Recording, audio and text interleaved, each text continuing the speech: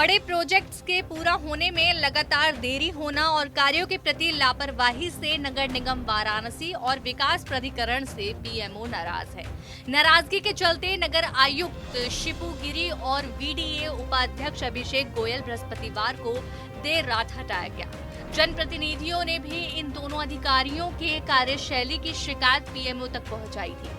PMO ने इस मामले में मुख्य सचिव और प्रमुख सचिव नगर विकास को कार्रवाई के निर्देश दिए थे। जनप्रतिनिधियों ने वीडीए में आवागमन को लेकर शुरू किए गए टोकन सिस्टम की भी शिकायत की थी।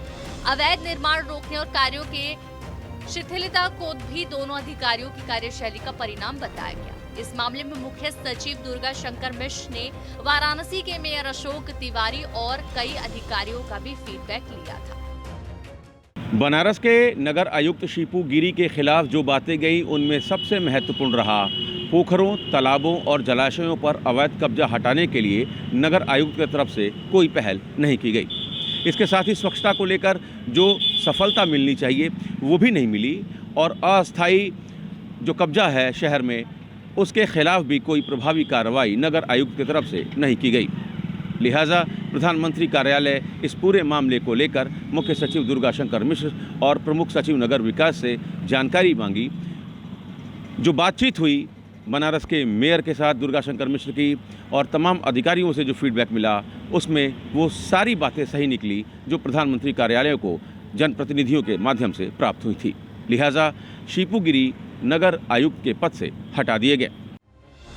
वाराणसी के महत्वाकांक्षी परियोजना ट्रांसपोर्ट नगर को पूरा करने में असफल रहे अभिषेक गोयल, जबकि इसको धरातल पर उतारने की जिम्मेदारी इन पर ही थी। सितंबर 2022 से इनको वीडीए की जिम्मेदारी दी गई थी। 20 साल से ये प्रोजेक्ट अधर में लटका है। हालांकि 48 हेक्टेयर जमीन पर वीडीए ने कब्जा तो ले लिया था, लेकिन प्रोजेक्ट अभी तक धरातल पर नहीं उतर सका। 2031 के महानगर प्लान पर भी कोई प्रगति नहीं हो पाना भी अभिषेक गोयल के खिलाफ गया। सितंबर 2022 में अभिषेक गोयल को वीडीए की जिम्मेदारी सौंपी गई थी। उनसे ये उम्मीद लगाई गई थी कि वो पिछले 20 सालों से लंबित ट्रांसपोर्ट नगर को धरातल पर उतारेंगे, साथ ही शहर के विकास में नई परियोजनाओं की पहल करेंगे और जो गोदौलिया मार्ग पर प्लाजा बनकर तैयार हुआ है उसमें दुकानदारों को दुकानें आवंटित करेंगे, लेकिन ऐसा हो नहीं सका। 48 हेक्टेयर जमीन जरूर उन्होंने वीडीए को कब्जा दिलाया, बावजूद इसके ट्रांसपोर्ट नगर को धरातल पर उतारने के लिए उन्होंने कुछ नहीं किया। किसी नई योजना की पहल भी उनकी तरफ से नहीं की गई। लिहाजा प्रधानमंत्री कार्यालय इससे नाराज हुआ और मुख्य सचिव को इस पूरे मामले की जानकारी देने को कहा। मुख्य सचिव ने फीडबैक लिया और उस फीडबैक में ये पाया गया कि अभिषेक गोयल पूरी तरह से अपने काम में असफल रहे हैं। लिहाजा उनको यहाँ से हटा दिया गया। Amit Singh, TV9 UP, Varanasi.